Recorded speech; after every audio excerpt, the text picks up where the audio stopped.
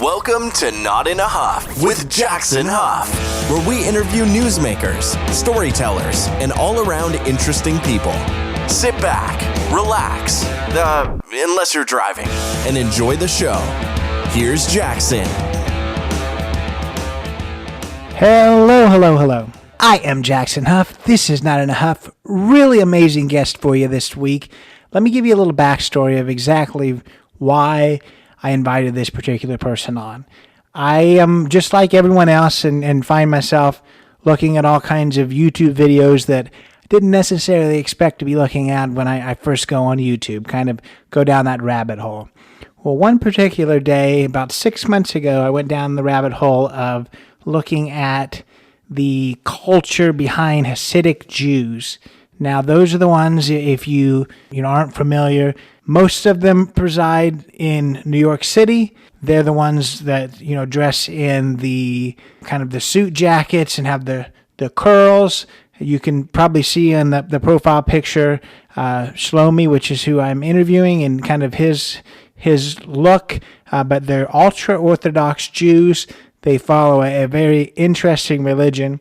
And I was watching some videos by Peter Santinello. Definitely recommend checking him out if you haven't before. He goes all over the world and interviews people that are in cultures and maybe in countries that people don't know a lot about. So he did a whole series with Shloime about Orthodox Judaism, what it means, what it is, how they practice. He does, like I say, he does them all over. He's currently doing one with Amish. He was in Saudi Arabia. Just really, really well done, amazing videos. But I just was taken by watching the world of Orthodox Jews, the world of Hasidic Jews, right in the heart of New York City. This kind of totally different type of people who don't have TVs. Most don't have cell phones, and if they do, they don't have internet on them. Most, go to a synagogue almost every day. Everyone's very different, so I don't want to necessarily say anyone does the exact same thing. Shloime's going to talk about that a lot, but I just wanted to kind of bring somebody on who is living a very different life here in America. In New York City, living a very different life than the average New Yorker. I think it's just an amazing world, really. It's such an interesting thing. Now, I do have to say there is, quite a bit of those who criticize it. There's several Netflix specials that are talking about it and people being ostracized when they leave and, domestic abuse. We're going to cover all that. He's going to kind of address that. So, there's bad in everything. Again, I'm not here to really decide if the whole is bad or if it's just some bad eggs, because that's certainly the case in a lot of things too. But we do address that. But we do spend most of the time talking about exactly what it means to be a Hasidic Jew and the good parts too, because there's definitely a lot of great things. Just a disclaimer. It is very Orthodox. It's very conservative, traditional. So I just want to obviously let everyone know, again, like I do anytime we have anyone that's even remotely controversial on, that my goal and my job in this podcast is to present you with people that are doing interesting things, living an interesting life. It's not to change anyone's mind. It's not to tell you what my opinion is. Definitely some interesting opinions here when it comes to quite a few things. The evils of modern technology and especially some of the thoughts behind women and separation of men and women and whether that should happen or not. I'm a modern person and a modern thinker, so I don't know necessarily about that. I think that I always try not to really give my opinion, but I think I will, with this and say I don't know if I necessarily agree with that at all. But it was interesting to hear his thoughts behind it, and what I say is, what works for the community, as long as it's working for him, for his wife, and for everyone who is a part of it, then who am I to say anything different? But yeah, just take all of this as a learning experience, as someone who's a really amazing guy doing some amazing things, and none of it is saying that that's my beliefs, and none of it's saying that it's not either. We're here to present it and not here to slam it or to put it on a pedestal. But now that's out of the way, I really do think you're going to enjoy this. Just an amazing guy, and Hasidic Judaism is just a really interesting thing that we don't know a lot about. So it's the point of this podcast. So without further ado, here is my interview with Shloime Zionce. I'm here today with Shloime Zionce. Shloime, how are you? Good, thank God. How are you? I'm doing well. Thanks so much for joining me. I really appreciate it. My pleasure. I guess before we start and before we talk about, the main topic, I always ask, kind of just tell us a little bit about yourself, whether we're going to go all the way back to growing up or whether we're just going to talk about what you're doing now. But tell us just a little bit about yourself before we kind of get to why you're on. Sure. So my name is Shloime Zionce. I'm 27 years old. I'm a Hasidic Jew, which means that I follow a very conservative form of Orthodox Judaism. I was born in Brooklyn, New York, raised in Toronto, Canada, and I currently work as a journalist / content creator. So I have a YouTube channel with a nice size following, writing in a magazine for Orthodox Jews, and I travel all over the world, bringing stories that would bring that my audience would find interesting. And that's I haven't heard a ton about your career in, I guess, writing. So what exactly, you said that it's a magazine for Orthodox Jews, but what exactly is it? A lifestyle magazine, or is it kind of just a little bit of everything? Is it hard news, or what exactly is it? So there's news, there's editorial sections, there are religious sections. I sort of run the travel part of it. There's a kids version of the magazine. There's a food version of the magazine. There's a ladies version of the magazine. It's sort of like a family magazine for Orthodox Jews. Yeah. And you said you run the travel part of it.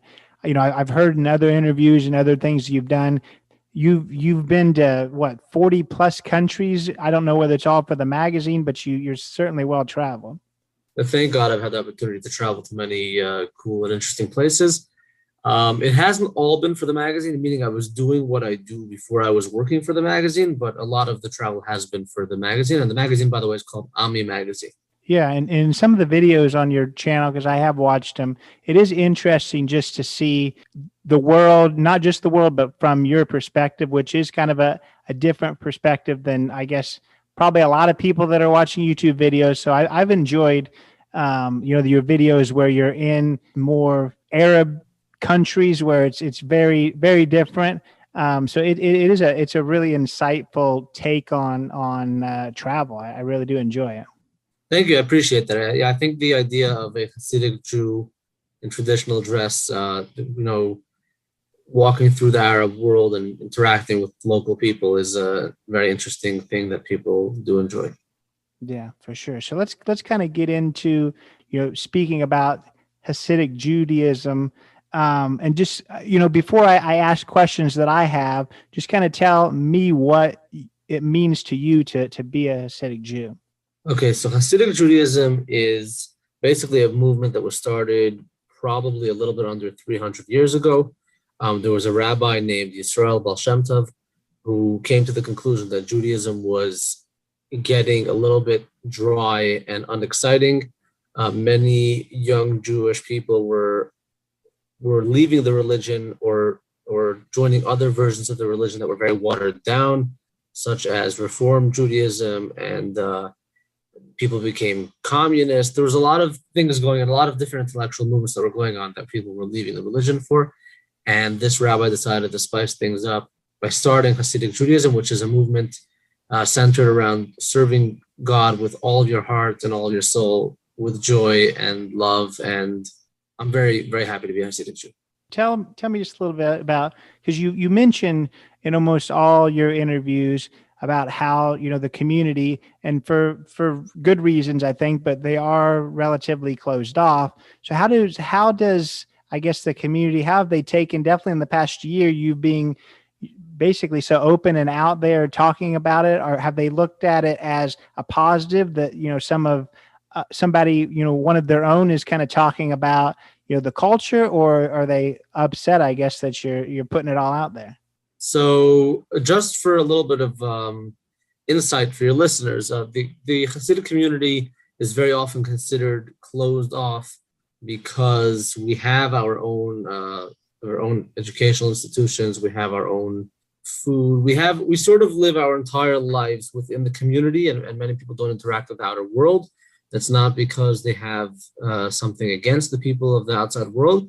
It's just that many of us are descendants of Holocaust survivors, and we are educating our children in a way that we want to try to keep them sort of on a traditional path. So very often that involves sort of sticking to within your community. Also there's a lot of anti-Semitism in the world, which contributes to people being afraid of the outside world. So we are considered a closed off community.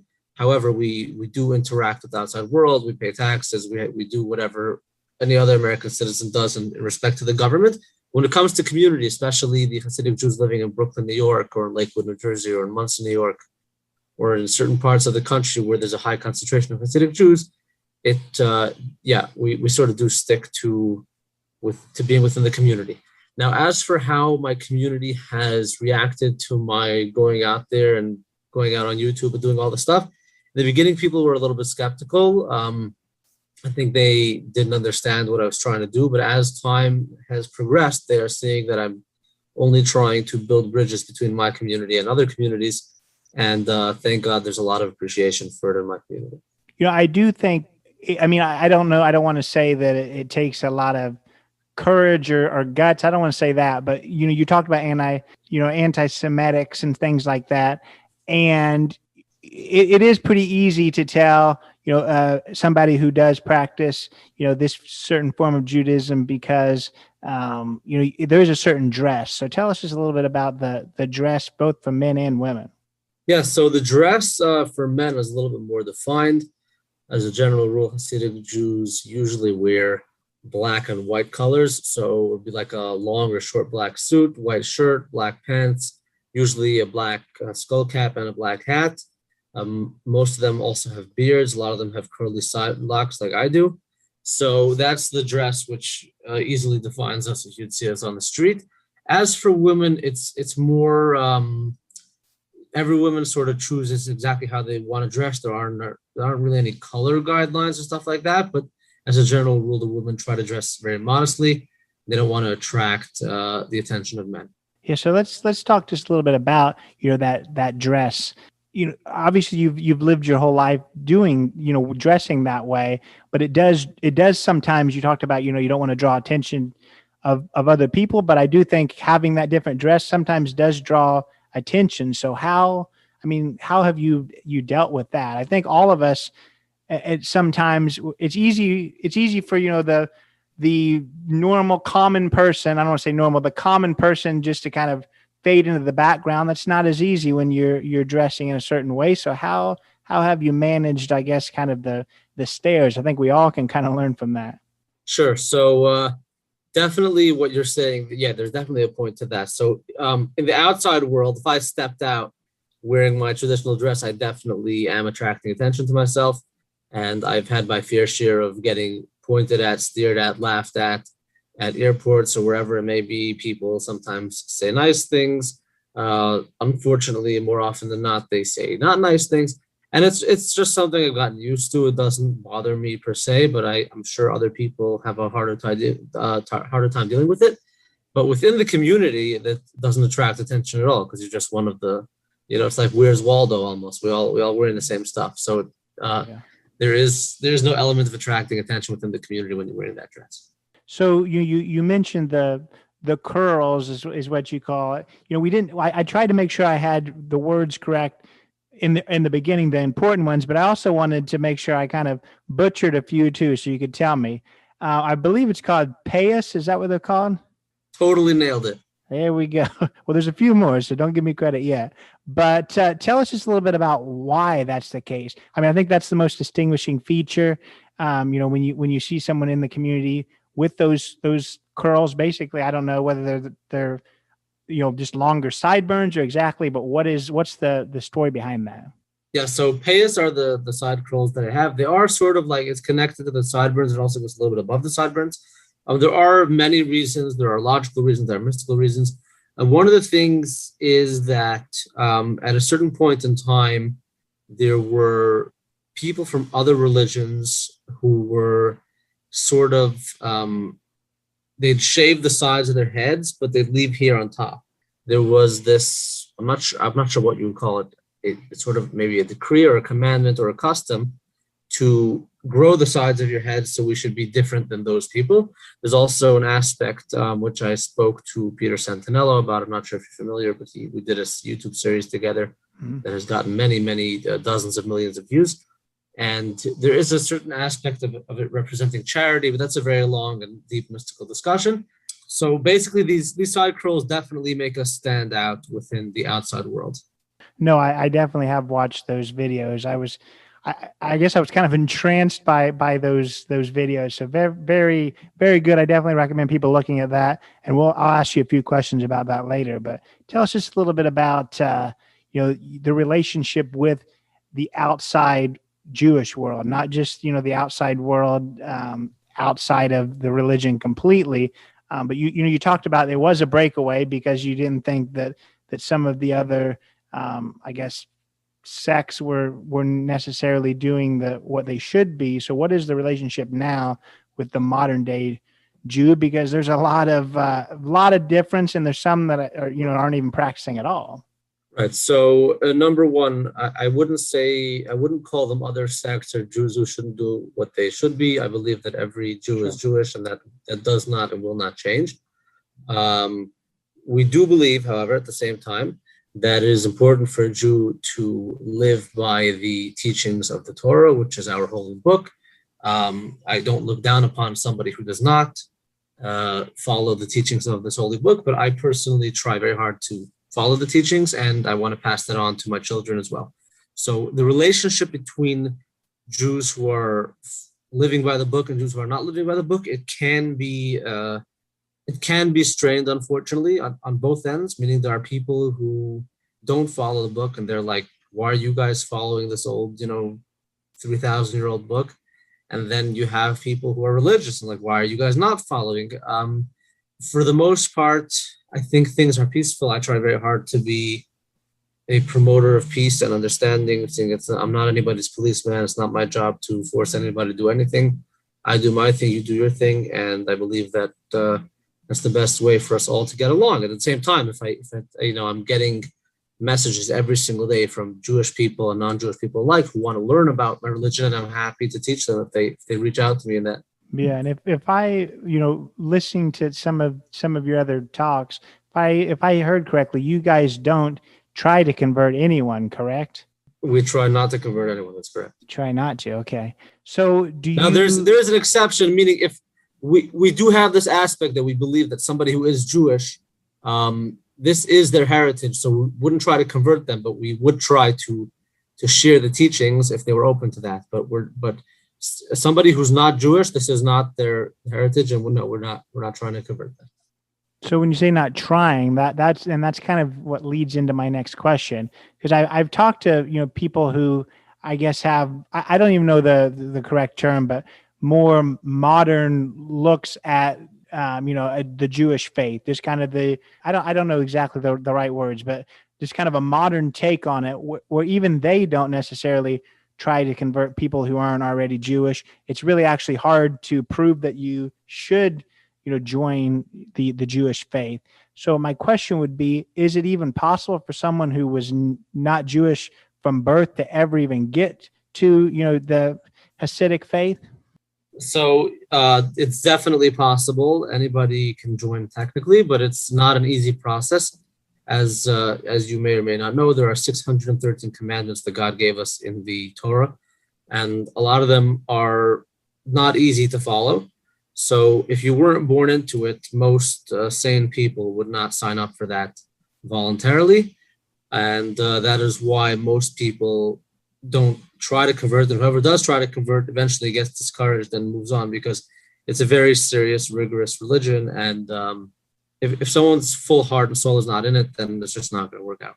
So on the other side of things, you said that you use the word that, no sane person would necessarily sign up for following all that if they weren't born into it. On the other side of things, what if someone who was born into it thinks the same thing and that they're not necessarily into following all of it? How easy is it to leave the religion? So, I mean, it's really just like an honor system, right?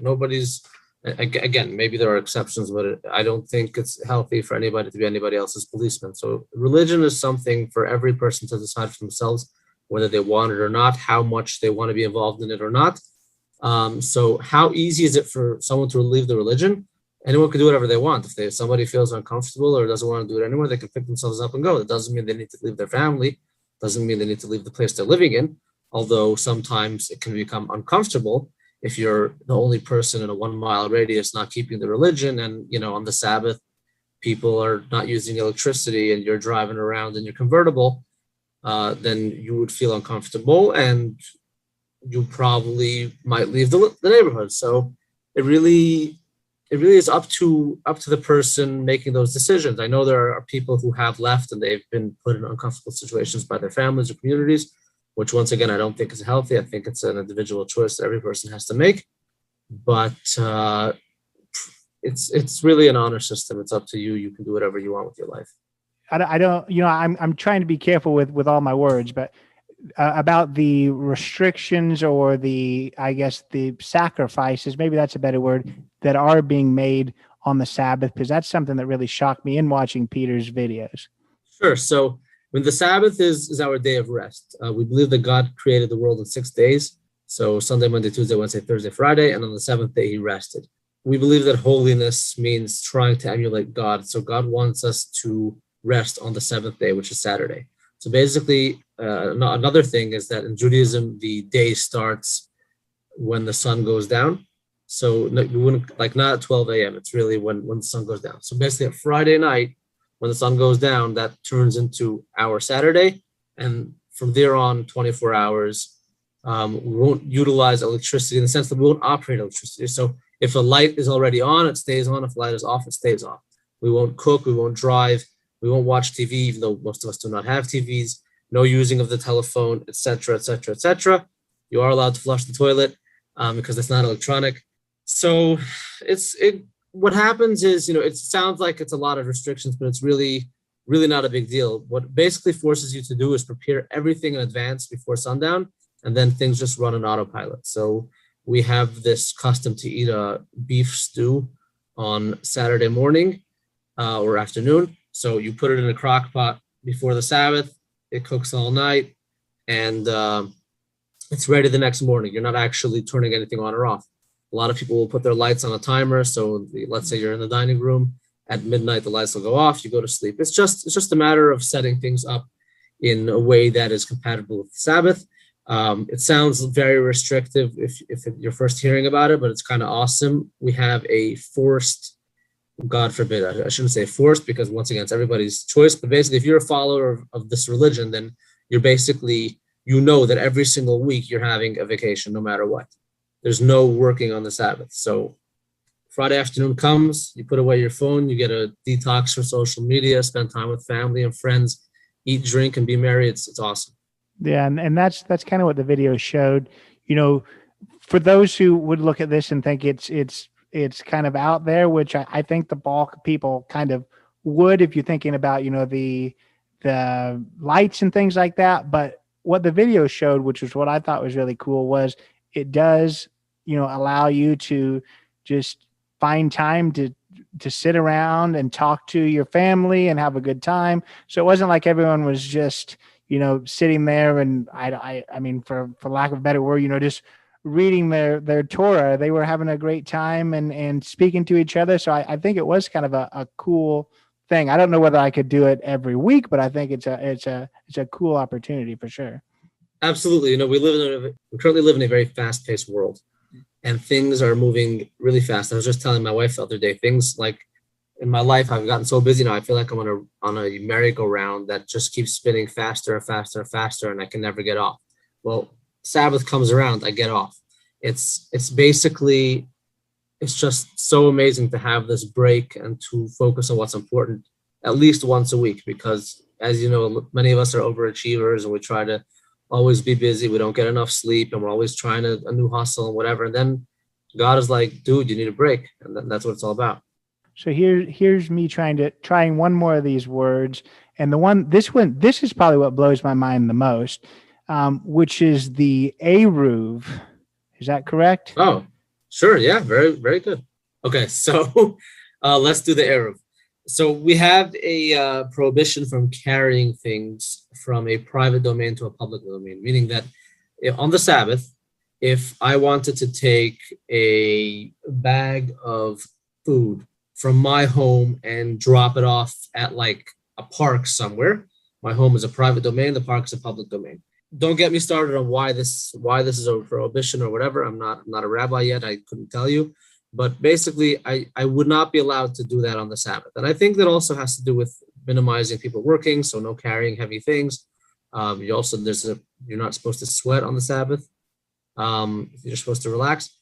So anyhow, there's this prohibition. But let's say you wanted to take your baby out for a walk in the baby stroller.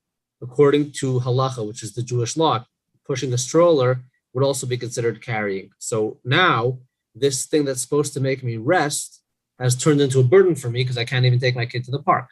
So the rabbis came up with a legal Jewish loophole, which is that if you sort of erect a thin string or wire that surrounds a town or surrounds a neighborhood, you're sort of turning it all into a private domain.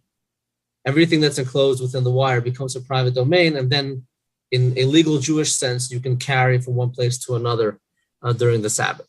So that wire, that string is called the Eruv, and almost every single Jewish community, Orthodox Jewish community anywhere in the world, has built one for themselves. Yeah, and there's one that encircles a good chunk of Brooklyn, correct? Yeah. Yeah, and that's what I was reading about, how there's rabbis that before the Sabbath every week travels all the way around it and makes sure that it's I guess intact, which is an interesting thing for sure. I like that you use the word loophole, because that, I mean, to the outsider, that does just seem like just a major loophole for the practice. So we're talking about potential kind of loopholes that seems. One other that I noticed, you talked about women and modesty. And I think that a lot of times means that the women within your religion don't show their hair. What seems Correct. to be kind of a loophole is that a lot of them wear wigs, which is kind of hair too. So talk a little bit about that. Yeah, so I've been asked about that one a few times in the past. And to be honest, I don't understand it myself. It's a very good question, meaning you're not supposed to show your hair. Why are you covering your hair with hair? But once again, according to most rabbis who are experts and scholars in Jewish law, they say if it's not your own hair and it's covering your hair, it's fine. Well, it's sort of just like to build healthy boundaries in the community. I've been talking about this a lot as well recently, that, as you can see in today's day and age, there are many different issues that are coming up between men and women, specifically in issues of sexual harassment, etc. And I think our rabbis had great foresight many hundreds and even thousands of years ago to avoid these things. Yes, we live our lives very differently. There isn't much mingling between men and women. I understand for some people that feels restrictive or whatever, but we're all married. So it's not like we don't get into relationships. We do. And we've avoided a lot of these gender issues through our way of staying separate, which, whether you like it or not, is I think has helped our community in a very healthy way. And that does kind of get into the next issue, which is probably not a good one for either one of us to really talk too much about as two men. Well, let's go into it. Let's do it. Well, as two men, it is, whether, in criticism that I've seen, it is in whether women do feel, I guess, kind of oppressed, so to speak. And based off the Peter Santinello YouTube video and him talking to several women within the community, that was not the case. But talk a little bit about that, because I do think with every criticism, whether it's true or not, there's always two sides, and there's always an ounce of truth to everything. Sure. So as you said, and now I understand why you were saying it might not be the best thing for us to discuss it because we are men. So I can't speak for any women to tell you whether they do or don't feel oppressed. What I can tell you is that the women in my life do not feel oppressed. They're very happy with the way they are. And if my wife was here, I'd be happy to bring her on. She's not in my office right now, but to talk about whether she feels or doesn't feel oppressed. What you're talking about is the sense that the rabbis are men, and a lot of the communal functions are run by men. This isn't a misogynistic thing. This is a simple recognition of reality that men and women are different. We are not the same. We have different qualities. We have different strengths, and we believe that men should do certain things and women should do certain things. It's not that one is more important than the other. It's simple recognition of reality that we have different strengths and weaknesses, and we should focus on what we can do best.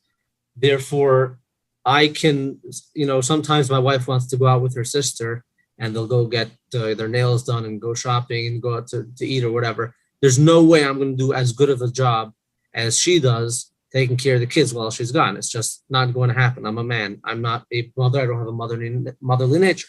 She does that job better. So it's just a recognition of reality that certain things cannot be changed, and they will do certain things better, and men will do certain things better. I think that's what it comes down to. Well, yeah, and I don't make opinions. I'm not necessarily going to touch that particular part of it. But what I will ask you, just again, kind of in that vein, is when we're trying to figure out the difference between men and women in the religion. Obviously men are pursuing careers. Are women allowed to pursue careers as well? Absolutely. Many women have really, really, shall I say, excelled in careers. We have women who are lawyers, doctors, and any other profession you can think of, as long as it's not in conflict with Orthodox Jewish law. As a general rule, most women are homemakers and mothers, by their own choice, by the way. And so many of them choose not to pursue careers, but if it's open to anybody who's interested in doing so. Some people even balance both. So I know women who have like close to 10 children, and they're also professionals. So it really depends on the person. One of the things I try to bring out as often as possible is that there's no one size fits all cookie cutter description or depiction of a Hasidic Jew. Everybody can do whatever they feel is right. Some people will stick very closely to the guidance of their local Orthodox rabbi.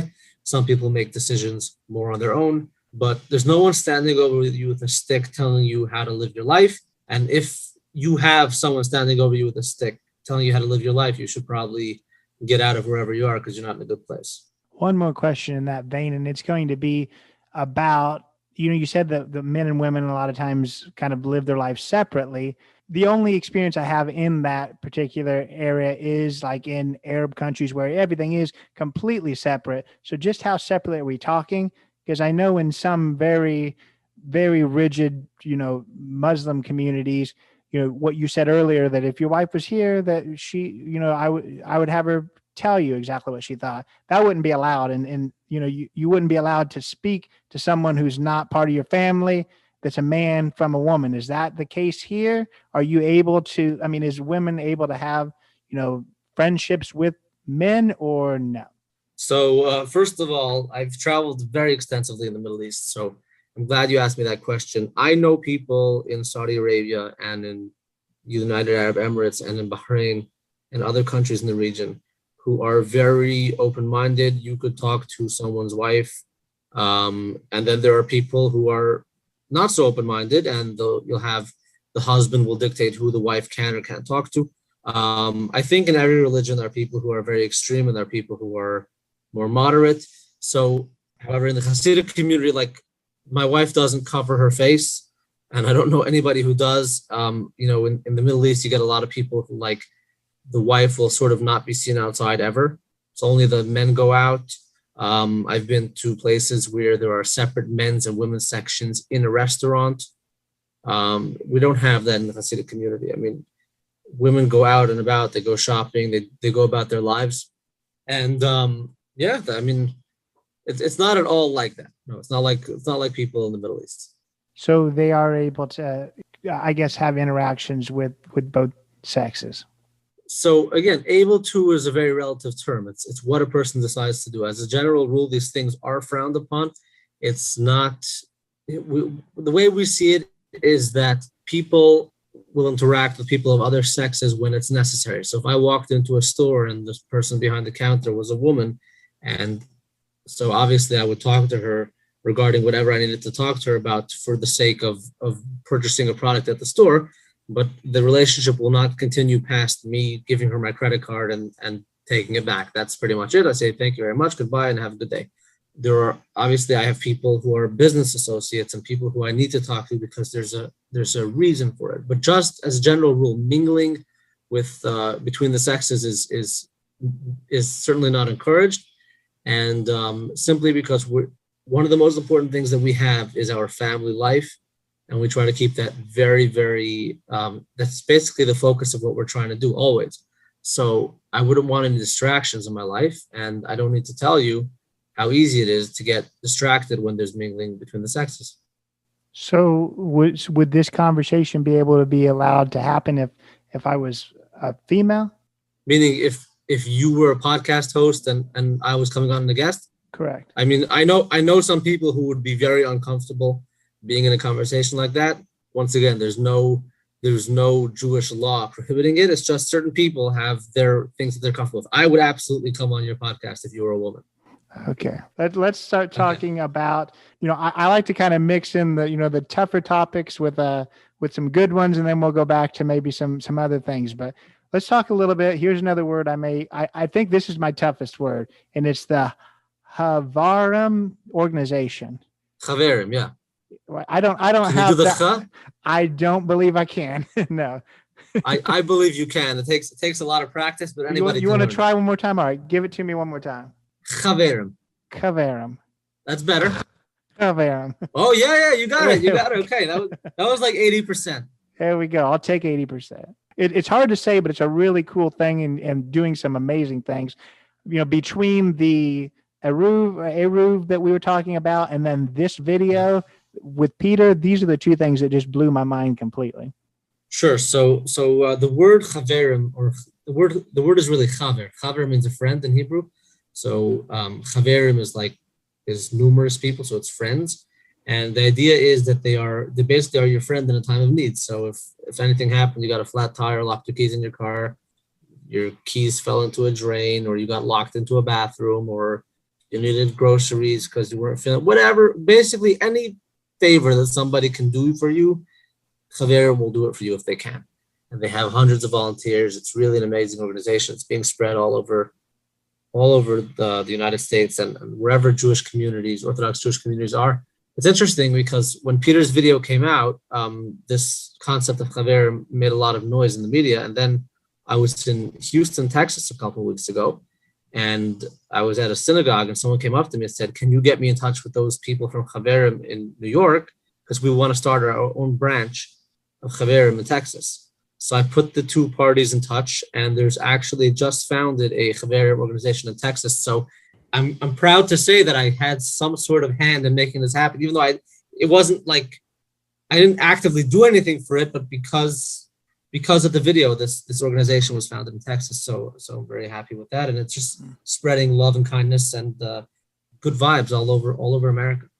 Right. So, and just to kind of touch again with the video and what I learned, it really is just a group of volunteers that are, helping people do all kinds of things. They talked about how they had generators to help people who were, on home issues when they, when the lights go out, or opening the car, all kinds of things, and just completely free of charge. And if I remember correct, it kind of serves the entire community. It doesn't necessarily have to be someone within the Hasidic community. Is that right? Correct. When I was there, they told me that anybody who calls their hotline will be helped. No, that's really, really awesome for sure. The next question is about technology. You talked about how, definitely on the Sabbath you're not using your phone, but there's a lot of people who don't really interact with technology very much at all. In that research too, I think that the rabbis got together at one point and even filled Yankee Stadium talking about technology. So tell us just a little bit about your religion's views on technology and your relationship with technology. Technology is a tool that can be used for good and can be used for bad. I think anybody with half a brain understands that. Technology in itself is not inherently good or inherently bad. It's just a tool. It's just like a car, right? You can drive your car to a supermarket to buy food for an old lady who lives down your block who's stuck in a wheelchair, or you can drive your car through a mall and kill 100 people. It's just a tool, and it really depends how you use it. Many rabbis did come out a few years ago, and in general, there was a movement against TVs back in the 50s or 60s, whenever TVs became popular. And then again, with the internet and computers and smartphones, there is a movement of people who say, we do not want to use this technology. We don't trust ourselves. I don't need to tell you, the internet is a very, very, what can I say? There's a lot of different ways the internet can go. The internet is used in many ways for good and in many ways for bad. We are a community based on family values. It's no secret that a very high percentage of internet usage is for pornography and other things which completely conflict our family values. So there are a lot of people who want to stay off technology because they feel that their lives would be safer, simpler, and purer without technology. However, on the other end, technology also harnesses this amazing power to meet and connect with new people, to spread ideas, transfer information, to do kindness, to make the world a better place. So everybody really has to make a decision for themselves how much or how much not to embrace technology. As a general rule, most or almost all Hasidic families do not have TVs. We all have internet with filters, meaning that if I wanted to visit a porn site on my phone, it would be blocked. I can't go there. My wife has the password to my filter. Only she can open it up, and vice versa. I have the password to her filter. And children will not have smartphones as a general rule. They won't use the internet without their parents' supervision. A lot of people in the progressive, free-thinking world like to say that we're suppressed or we're being censored. We're doing it to ourselves. We're trying to preserve a very pure form of Judaism that we do not want to be tainted by evil forces from the outside. And just trying to, I guess, a terrible term when we're talking about, religion, but just to play, I guess, devil's advocate with this is you talked about when it, relationships and talking with women, and then also with technology, you kind of brought up that we don't necessarily trust ourselves with this, or, there's temptations. So what do you say to someone who would say, that's about self-restraint and not necessarily about completely distancing yourself rather than having to completely separate or put filters on? It's just about learning self-restraint and things like that. Sure. So I can hear that argument. The Talmud, which is a commentary on the Mishnah, which is a commentary on the Torah. The Talmud was written in ancient Babylon about a little bit less than 2,000 years ago. And the Talmud says, regarding this specific issue of self-restraint, it says, do not trust yourself until the day you die. I've seen massive corporations fall because there was an affair between a CEO and an intern. We've seen governments fall because of this thing. People in the highest places have not been able to control themselves. So when the Talmud says don't trust yourself till the day you die, they weren't kidding. They understood that the temptation of mingling between sexes and shall we say inappropriate relationships, then the temptation is very, very strong. And I can't trust myself. Maybe you can, but I would submit to the Talmud and say, you know what, guys, you're right. Yeah, it is an interesting thing for sure, and I think that's what makes people interested in it, because it's very different than most of the the country and the world lives. So I think that's why there's interest there. Something else Sure. that you mentioned in our conversation today is several times you were like, I don't necessarily know why it's that way. I'm not a rabbi yet. That's kind of with rabbis. So it's kind of a twofold. One would be, I guess, how closely does most people, and I realize that everyone does their own thing to an extent, but how closely does people listen to the rabbis rather than, what their individual beliefs are? Is there a lot of, well, the rabbi said that's the way it is, so that's the way it is? And then on the other side of things, playing that devil's advocate again, it's hard. Hearing, I don't know why it is the way it is. That's just the way it is, because that's very different than, most Americans live, where if it don't make sense to us or we don't believe it, then we don't do it. I think it does take, you talked about self-restraint, but I think it does take some self-restraint to not always understand why you're doing things you're doing, but doing it because that's the way that it is. So I threw a lot into that question, but hopefully you can kind of disseminate an answer out of it. Sure. So there are reasons for everything. I need to remind you that we have 613 commandments in the Torah. That's a lot of stuff to memorize, a lot of rules, a lot of guidelines. So I've studied the Torah many times, but it's a very, very deep book. There's a lot of stuff that can take many, many years to get to. So you're born into this religion, expected to follow it, but you're not necessarily going to understand everything unless you really pursue studying it with all day, every day.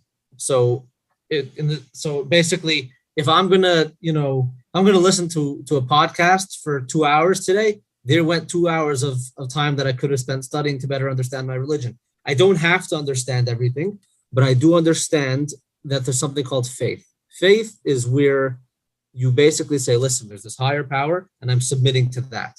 So I don't feel like I'm a goat, following a shepherd blindly, just doing whatever it is. I like to know the reasons for what I'm doing things. But when I haven't yet gotten the time or taken the interest, to be quite honest, in studying a certain part of my religion, I won't disregard that part because I don't understand it. I'll simply say this: I believe in God. I believe this is what he wants me to do, and I'll do it. And one day I'll get around to studying it, and then I'll figure it out, and then I'll know exactly why I'm doing it. So I want to ask you, one, how exactly, the Peter Santinello episodes happened, because that's the reason why we're talking. So how exactly did those happen? And then two, what exactly does the future hold for you? Okay, so I'll answer the second question first. I don't think anybody knows what the future holds for them. True. If you were to ask me where I hope to be in a year from now, what should I say? I hope that I'm 60 pounds skinnier, and I hope that I have over 100,000 YouTube subscribers. But these are, shall I say, external aesthetic goals that don't really mean much. I mean, I think being fit is good for health, so that could be important. But the amount of subscribers or whatever doesn't really. It kind of feels nice every time you hit that milestone, but it doesn't really mean anything per se. Every person who is consuming the content that I create is a blessing, and I appreciate it, and it means a lot to me. There is, again, no way of knowing what's going to happen, but what I'm trying to do basically is to build bridges between my community and other communities. I want to understand other communities, and I want to help my community be understood. Which is why I did this thing with Peter Santinello. It wasn't like I planned it or in any way. I just was casually scrolling through Instagram. I saw an Instagram story from Peter Santinello, who I'd been following for a while. And he writes something like, I'll be in New York City. Anyone have any video ideas? And I was thinking, you know what? I guess I'll invite him to see the community. And I sent off a DM, and within an hour or two, he responded and he said, I would love to do that. He came, we set a date. He came one day. We filmed what we thought was going to be one video, but he had so much good content that he turned it into 3 videos. Went back to California, where he lived at that point. He now lives in Florida. And after a couple of weeks, the videos had taken off. I called Peter back. I said, these videos have millions of views. You'd be crazy to not come back and film more. So he came back for another week. We filmed an additional 11 episodes. And boom, the rest is history.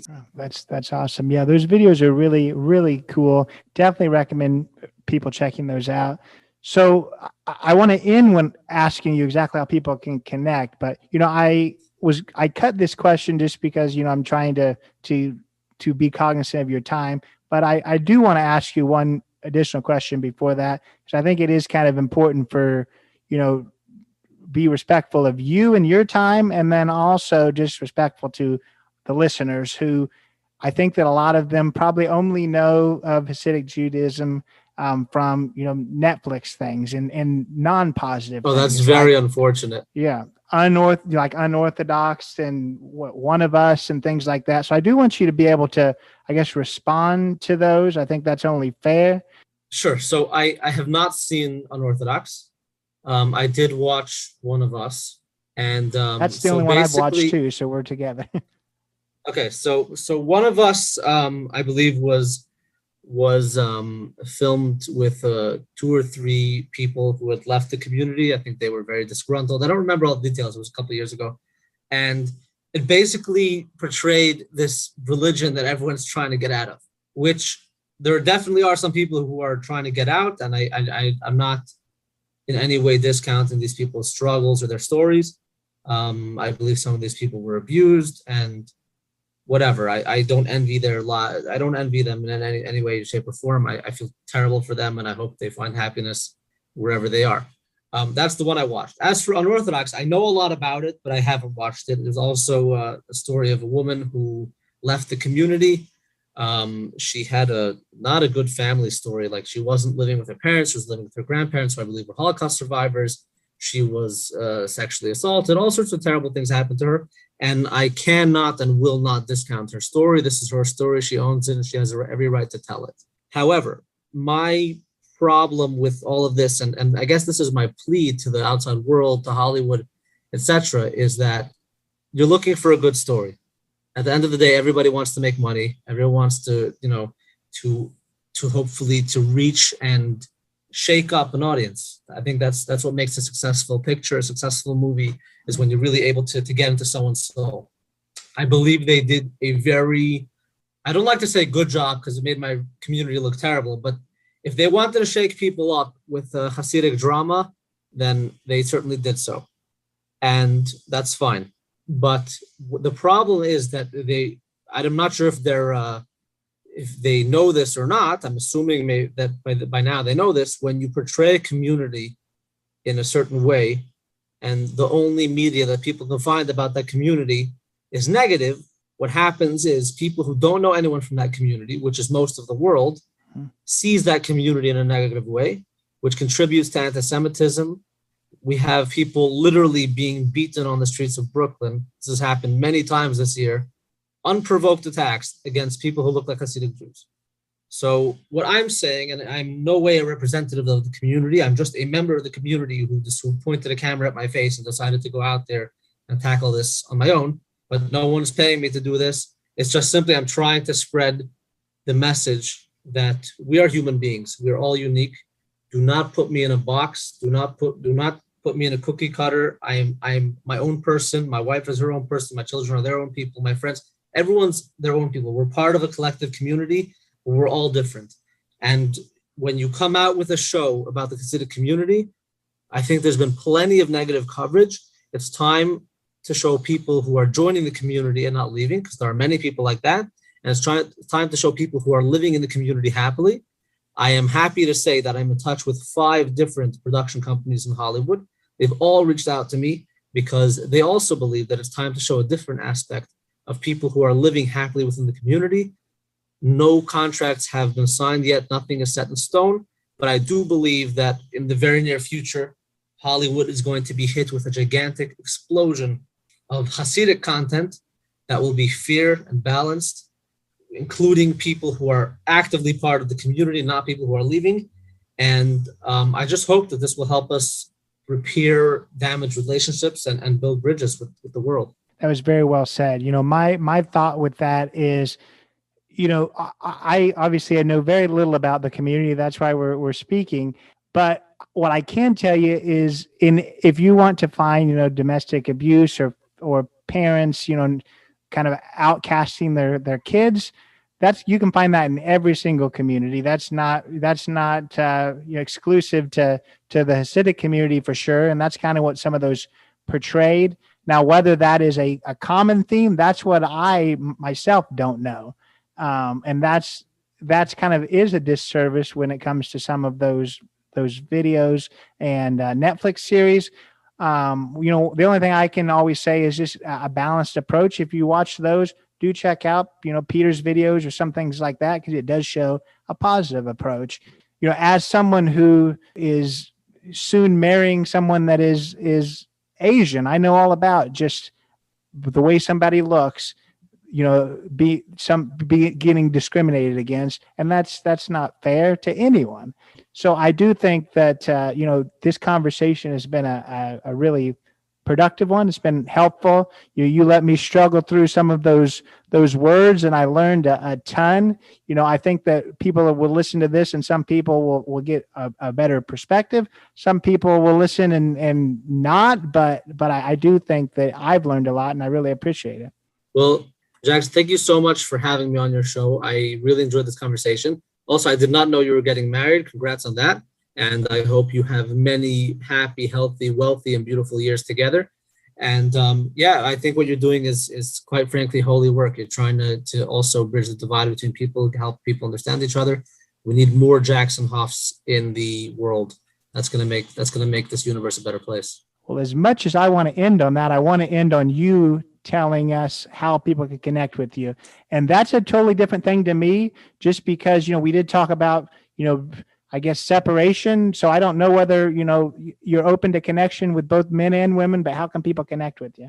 So I am open to connection with anybody who is interested in connecting with me in a very healthy, appropriate Hasidic approach to this. So anybody who calls me, texts me, emails me, etc., I try to get back to every single message. It's not easy because, quite frankly, the past few months have been very, very busy, but I try my best.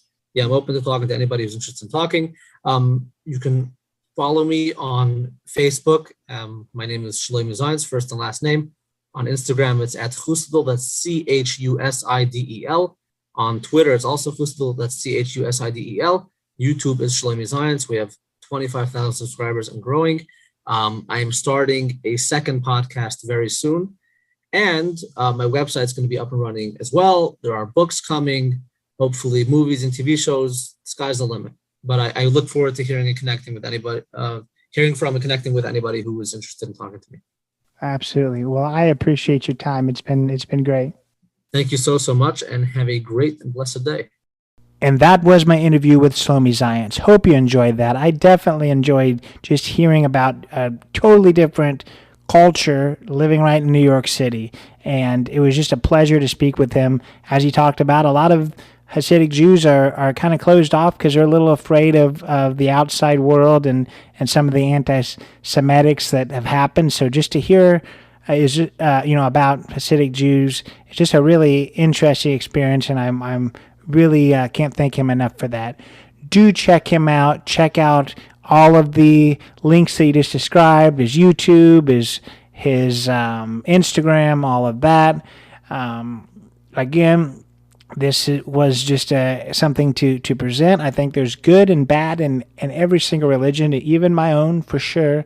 So not an endorsement and not a slam, just presenting you with a very interesting take on the world. So hope you enjoyed it. Again, check him out. Check us out on Instagram, Not Enough Podcasts, jacksonf.com. Like, follow, give us a rating on Apple Podcasts. Always appreciate that. Without saying much more, have a great week. We'll see you next time. Take it away, Chris. This has been Not in a Huff with Jackson Huff. Thank you for listening. Be sure to join us next time, where we will interview another amazing guest who is sure to make you laugh or make you think. Or, hey, maybe even both. But until then, keep being awesome.